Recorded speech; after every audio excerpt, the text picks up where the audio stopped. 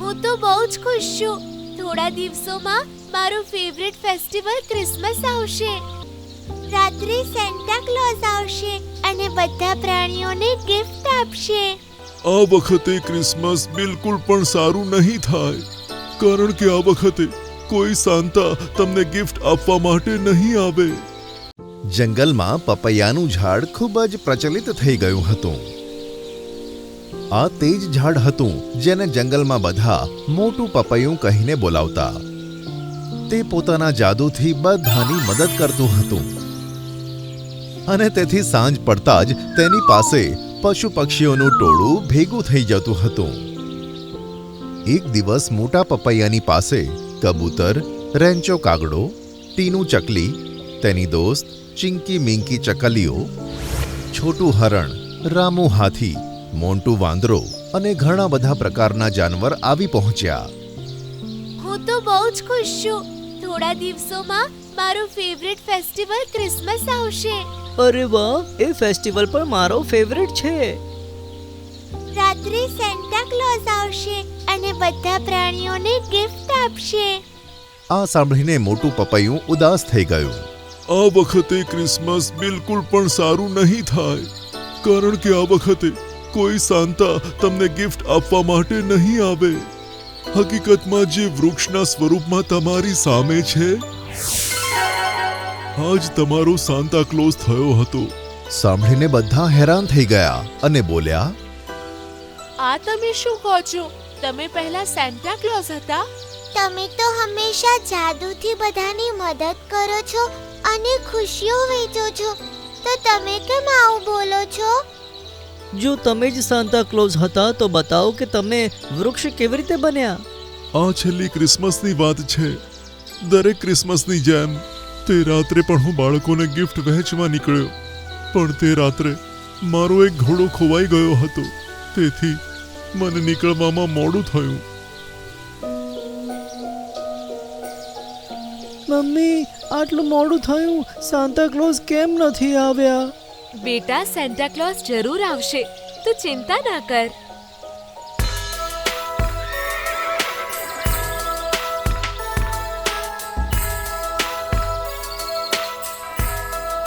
Sorry બેટા, આ વખતે મને આવવામાં મોડું થઈ ગયું, એટલે જંગલમાં પણ આવવામાં મોડું થયું. આ લે તારું gift. Merry Christmas. Thank you so much Santa. Merry Christmas.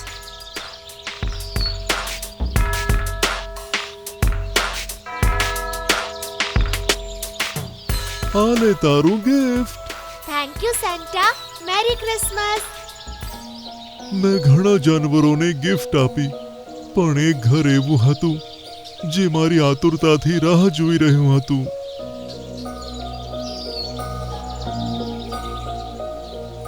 Mummy, Santa હજી સુધી નથી આવ્યા. એ ક્યાં રહી ગયા હશે? બેટા, એ આવતા જ હશે, તું બહુ ના વિચાર. તે બચ્ચું ઘણું જ આતુર થઈ રહ્યું હતું. તે ઘરની બહાર ઊભું હતું. તેણે તેની માને કહ્યું, મમ્મી, હું સેન્ટાને શોધવા જાઉં છું. તમે અહીંયા જ મારી રાહ જોજો.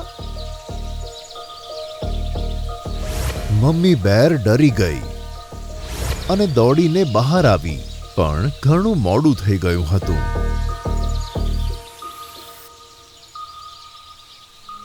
મમ્મી બેર હેરાન થઈને તેને શોધવા નીકળી પડી.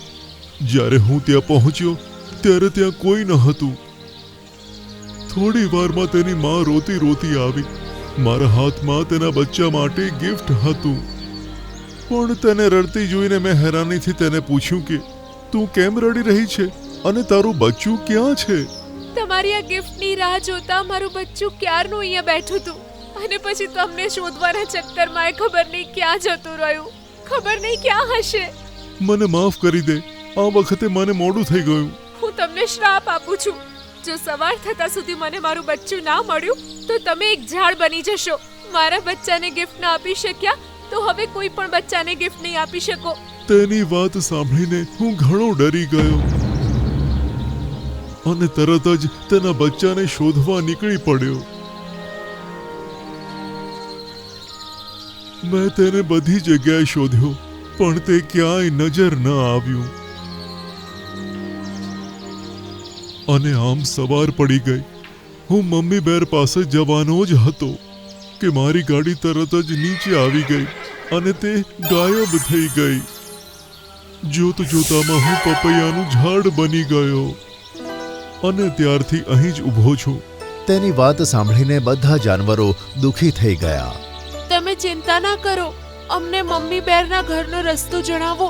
અમે એમને અહીંયા લઈને આવીશું અને એના બચ્ચાને પણ જલ્દીથી શોધી લાવીશું. સાંભળીને મોટા પપૈયાએ મમ્મી બેરના ઘરનું સરનામું આપ્યું.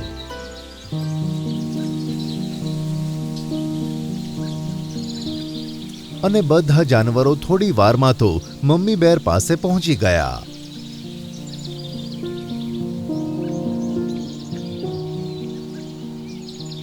અને તેને પોતાની સાથે લઈને મોટા પપૈયા પાસે આવ્યા.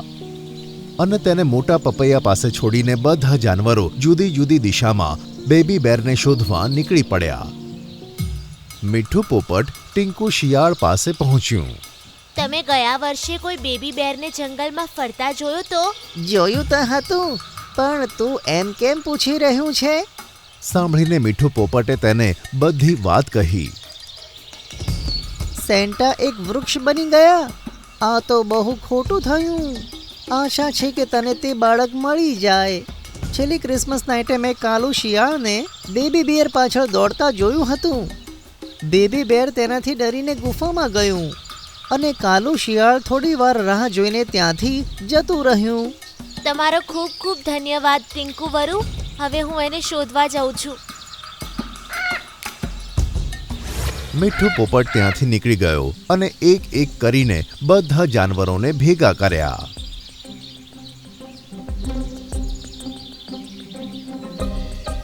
પછી બધા મળીને તે ગુફાની અંદર ગયા. આ ગુફા તો બહુ મોટી છે.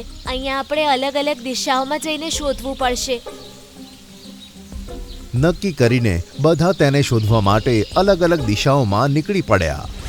મીઠું પોપટ તેને બોલાવતો બોલાવતો ઘણો અંદર સુધી પહોંચી ગયો અને તે ગુફાના બીજા છેડેથી બહાર નીકળી ગયો. તે ગુફા એક બીજા જંગલમાં જઈને ખુલતી હતી. ત્યાં પહોંચતા જ બેબી બેર તેની સામે આવી ગયું. શું તું બીજા જંગલથી આવ્યો છે જ્યાં ગુફાનું બીજું મોઢું ખુલે છે? હા, હું ત્યાંથી જ આવ્યો છું. શું તું એ જ બેબી બેર છે જે ગયા વર્ષે સેન્ટાને શોધવા નીકળ્યો હતો? હા, હું એ જ છું. મેં આ જંગલથી નીકળવાની બહુ કોશિશ કરી, પણ જ્યારે આ ગુફામાં જતો ત્યારે રસ્તો જ ભૂલી જતો અને પાછો ગુફાના આ જ મોઢે આવી પહોંચતો. એટલે હું આ જ જંગલમાં રહેવા લાગ્યો. હવે તું મારી સાથે ચાલ. હવે તારે આ જંગલમાં રહેવાની કોઈ જરૂર નથી. મીઠું પોપટ હવામાં ઉડ્યો અને બેબી બેર તેની પાછળ પાછળ ચાલવા માંડ્યું. અને બાકીના બીજા જાનવરો પણ એક એક કરીને તેની સાથે ચાલવા માંડ્યા.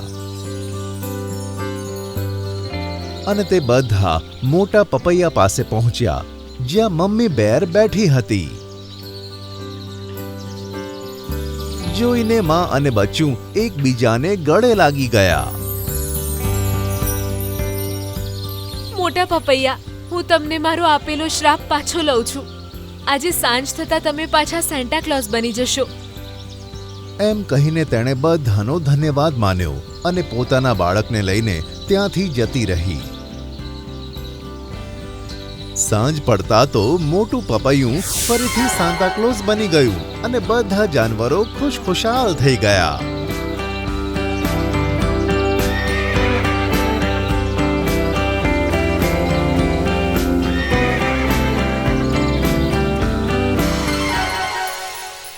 Jingle bell, jingle all the way. Ha ha ha ha. હવે આવી ગયો હું મારો અસલી રૂપમાં. તમારા બધાનો ખૂબ ખૂબ ધન્યવાદ. અને બધા ખુશ થઈ ગયા. પછી સાન્તાએ પોતાના થેલામાંથી ગિફ્ટ્સ બધા જાનવરોને એક એક કરીને વહેંચી. Thank you Santa. Thanks a lot Santa. Merry Christmas. Merry Christmas to all. હવે હું જાઉં છું.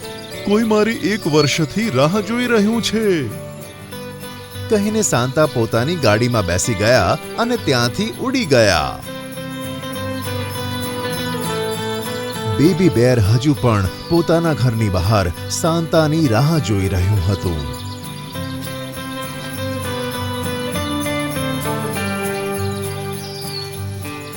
Jingle bell jingle all the way. કહીને સાંતાએ એક ગિફ્ટ નીકાળીને તેને આપી. Thank you so much Santa. Merry Christmas. Merry Christmas બચ્ચા. ચલો હવે હું નીકળું છું. આ વર્ષે કોઈ બાળકને મારી રાહ જોવી ના પડે એટલે હું નીકળું છું. કહીને સાંતા પોતાની ગાડીમાં બેઠા અને ઉડી ગયા. બેબી બેર અને મમ્મી બેર હાથ હલાવીને તેમને ટાટા કરી રહ્યા હતા.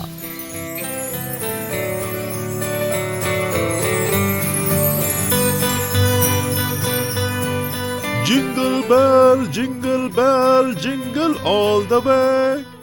અરે વાહ, મજા આવી ગઈ. મારા સ્વામી ખબર નહીં કયા ઝાડ પરથી આ લઈને આવ્યા છે. આનો તો કંઈક સ્વાદ જ અલગ છે. ચકલીબેન, શું ખાઈ રહ્યા છો? મને પણ ખૂબ જ ભૂખ લાગી છે. મને પણ થોડું આપો ને. ચકલીબેન, આ તો ગઈ રાતનું ખાવાનું છે. આજે કંઈ તાજું ખાવાનું નથી બનાવ્યું? જે છે આજ છે. ખાવું હોય તો ખાઓ, નહીં તો રામ રામ. વડના વૃક્ષ ઉપર ચકલો અને ચકલી બે જણા રહેતા હતા. તેમના નવા લગ્ન થયા હતા. ચકલી ઈંડા મૂકવાની હતી. બંને રાજી ખુશીથી જીવન જીવતા હતા. તે જ ઝાડ ઉપર એક બાજ રહેતો હતો. કોઈ કારણથી તેની એક પાંખ સારી હતી અને બીજી પાંખ કપાઈ ગઈ હતી. કેમ છે ચકલીબેન? ક્યાંય ફરવા જઈ રહ્યા છો કે શું? સારું છે. બાજ, મેં તને કેટલી વાર કીધું છે કે કોઈ બહાર જાય તો તેને ટોકવાનું નહીં. ટોકવાથી કામ તેનું ખરાબ થઈ જાય છે. અરે બાસભાઈ, તમારે કરવું શું છે? અમે ક્યાંય પણ જઈએ. તમે તો આ જ ઝાડ પર બેસી રહો છો. ના ક્યાંય આવો છો, ના ક્યાંય જાઓ છો. તમારું ભરણ પોષણ પણ તો અમારે જ કરવું પડે છે. મેં તો બસ એમ જ પૂછ્યું હતું, કારણ કે તમે બંને જણા તૈયાર થઈને જાઓ છો અને બહુ સારા લાગી રહ્યા છો. ભગવાન તમારી જોડી સલામત રાખે. આભાર, પણ તમારી જોડી તો ક્યારેય નહીં બની શકે, કારણ કે તમને તો એક પંખ જ નથી. ચકલો અને ચકલી તેની સાથે આવી રીતે વાતો કરતા હતા, કારણ કે ઝાડ પર કોઈ બીજું ન હોવાને લીધે તે બંને જણાને જ ખાવા માટે કંઈક ને કંઈક આપવું પડતું હતું. એક દિવસની વાત છે. ચકલી સફરજન ખાઈ રહી હતી. અરે વાહ, મજા આવી ગઈ. મારા સ્વામી ખબર નહીં કયા ઝાડ પરથી આ લઈને આવ્યા છે. આનો તો કંઈક સ્વાદ જ અલગ છે. ચકલીબેન, શું ખાઈ રહ્યા છો? મને પણ ખૂબ જ ભૂખ લાગી છે. મને પણ થોડું આપો ને. આ બાજની નજર તો હંમેશા મારા ખાવા પર જ હોય છે. આને ખબર નથી કે હું માં બનવાની છું. હંમેશા મારા ખોરાકને નજર લગાવતો હોય છે. શું થયું? આજે કંઈ બનાવ્યું નથી કે શું? લાવું છું, ઊભા રહો. ચકલી ગઈ રાતનું ખાવાનું બાજ માટે લઈ જાય છે. જેવો બાજ તે ખાવાનું ખાય છે તેને ખબર પડી જાય છે કે આ ગઈકાલનું ખાવાનું છે. ચકલીબેન, આ તો ગઈ રાતનું ખાવાનું છે. આજે કંઈ તાજું ખાવાનું નથી બનાવ્યું? જે છે આજ છે. ખાવું હોય તો ખાઓ, નહીં તો રામ રામ. તું રોજ મને વાસી ખાવાનું આપી દે છે અને તું પોતે તાજું અને સારું ખાવાનું ખાય છે. મને પણ સારું ખાવાની ઈચ્છા થાય છે. આજે મને કંઈક સારું આપી દે ને. પોતે તો આ ઝાડ પર બેસીને આખો દિવસ મારું મગજ ખાતા કરો છો. ક્યાંય ઉડીને તો જઈ શકતા નથી. બસ આ ઝાડ પર જ તમારા દિવસો વીતે છે. જે ખાવાનું મળે એમાં પણ તમારા નખરા હોય છે. અરે, મારા પતિ દિવસ રાત મહેનત કરીને ખાવાનું લાવે છે અને તમે ઈચ્છો છો કે એ બધું હું તમને આપી દઉં? જે મળે છે એ ખાઈ લો. બાજ ચૂપચાપ તે વાસી ખાવાનું ખાઈ લે છે. રોજ તેને ચકલીની કડવી વાતો સાંભળવી પડતી હતી, પણ તે કરે તો શું? તે ઉડી પણ શકતો ન હતો. તેના કારણે તે પોતાના ખાવાની વ્યવસ્થા પણ નહોતો કરી શકતો. તેથી તે ચકલીની કડવી વાતો ચૂપચાપ સાંભળી લેતો અને કશું જ કહેતો નહીં. હે પરમાત્મા, જો તે મને જીવન જ આપ્યું હોય તો મને સારું કેમ ન આપ્યું? મારા જીવવાનો શું ફાયદો કે હું કોઈના કામમાં નથી આવતો? હું હવે બોજ બની ગયો છું. અહીંયા આ ઝાડ પર આમે કોઈ પક્ષી રહેવા નથી આવતું, અને જે કોઈ આવે છે તેને મને ખાવાનું ખવડાવવું પડે છે. એક દિવસની વાત હોય તો ચલાવી પણ લેવાય, પણ શું મારે આમ જ જીવન વિતાવવું પડશે? તમે મને બે સારી પાંખો કેમ ના આપી? કદાચ હું પણ ઉડી શકતો હોત, આકાશથી વાતો કરતો હોત અને મારી પસંદનું ખાવાનું ખાત. કમસે કમ કોઈનું દિલ તો ના દુખાત. બાજ આ જ રીતે પોતાને કોસી રહ્યો હતો. ત્યાં જ તેની નજર ઝાડની પાસે એક સાપ પર પડી. સાપ લાલચભરી નજરોથી ઉપરની તરફ જોતો હતો. આ ચકલીને તો ઈંડા થવાના છે. થોડા દિવસોમાં તો તે ઈંડા મૂકી દેશે. ત્યારે હું તેના ઈંડા ખાઈ લઈશ. બહુ દિવસથી કોઈ પક્ષીના ઈંડા નથી ખાધા. સાપની આ વાત બાજ સાંભળી લે છે. થોડા દિવસ પછી ચકલી બે ઈંડા આપે છે. ચકલો અને ચકલી ખૂબ જ ખુશ હોય છે. એક દિવસ ચકલીની તબિયત ખરાબ થઈ જાય છે, તો ચકલો તેને ડોક્ટર પાસે લઈ જવાનું વિચારે છે. બાજ, આમ તો તું કઈ કામનો નથી, પણ જ્યાં સુધી હું ચકલીને ડોક્ટર પાસે બતાવીને ન લાવું ત્યાં સુધી તું ઈંડાનું ધ્યાન રાખ. અરે તમે ચિંતા કર્યા વગર ચકલીને લઈ જાઓ. ઈંડાની સુરક્ષાની જવાબદારી મારી છે. ચકલો અને ચકલી ઈંડાને ઝાડ પર છોડીને ડોક્ટર પાસે જતા રહે છે. પેલો સાપ આ જ મોકાની રાહ જોઈ રહ્યો હતો. તો એમ વાત છે, ચકલીએ બે ઈંડા આપ્યા છે. આજે તો હું ભર પેટ ખાઈશ. હમણાં જ આ ઈંડાને આહાર બનાવું છું, પણ આ બાજ તો અહીંયા બેઠેલો છે. અરે, આ બાજ શું કરી લેશે? તેની તો પાંખો જ નથી. આનો વિશ્વાસ રાખીને ચકલી તેની ઉપર ઈંડા છોડીને ગઈ છે. કેટલી મૂર્ખની વાત છે. સાપ ઝાડ પર ચઢી રહ્યો હતો, તો બાજ તેને જોઈ લે છે.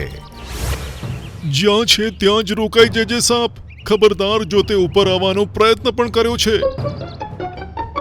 આ મને કોણ ખબરદાર કરી રહ્યું છે? એક અપંગ બાજ જે ઠીકથી ઉડી પણ નથી શકતો. જો તું થોડુંક પણ આગળ આવ્યો ને તો આ તારા માટે સારું નહીં હોય. હું ચકલીના બંને ઈંડાને ખાઈશ. જોઉં છું મને કોણ રોકે છે. ચકલીના ઈંડા સુધી પહોંચવા માટે પહેલા તારે મારી સાથે મુકાબલો કરવો પડશે. હા. અચ્છા, તો તું મારી સાથે મુકાબલો કરીશ? સાપ બાજની ચિંતા કર્યા વગર ઝાડ પર ચઢી જાય છે. પણ જેવો તે ઉપર ચઢી જાય છે, બાજ તેને પોતાના પંજામાં જકડી લે છે. તે પોતાના પંજામાં એટલો જોરથી જકડે છે કે સાપ છૂટી જ શકતો નથી. એટલામાં ચકલો અને ચકલી ત્યાં આવી જાય છે. હે, આ સાપ અહીંયા કેવી રીતે આવી ગયો? મારા બાળકો તો ઠીક છે ને? ચકલી, તું તારા ઈંડા સંભાળ. હું આ સાપને સંભાળું છું. જલ્દી જા, તે તારા ઈંડાને ખાવા માટે આવ્યો છે. ચકલો પણ બાજ સાથે મળી જાય છે અને સાપને જકડી લે છે. સાપ ઘાયલ થઈને પોતાનો જીવ બચાવવા ત્યાંથી ભાગી જાય છે. ચકલી આ જોઈને ખુશ થઈ જાય છે કે બાજના લીધે આજે તેના ઈંડા બચી ગયા. બાજભાઈ, તમે મારા બાળકોનો જીવ બચાવ્યો. હું ખબર નહીં તમને શું શું કહેતી હતી, અને તમે તમારો જીવ જોખમમાં મૂકીને સાપ સાથે લડીને મારા બંને બાળકોનો જીવ બચાવ્યો. હું તમારો આ ઉપકાર ક્યારેય નહીં ભૂલું. બાજ ભૈયા, અમને માફ કરી દો. અમારી કડવી વાતોથી તમારું કેટલું દિલ દુખાયું હશે. અમે તો તમને કોઈ કામના સમજતા ન હતા, તેમ છતાં પણ તમે અમારી મદદ કરી. અરે, આ તો મારી ફરજ હતી. તે દિવસથી ચકલો અને ચકલી બાજનું ખૂબ જ ધ્યાન રાખે છે અને હંમેશા તેની સાથે પ્રેમથી વાતો કરે છે. અને આમ ત્રણે જણા ખુશી ખુશી વડના ઝાડ પર રહે છે.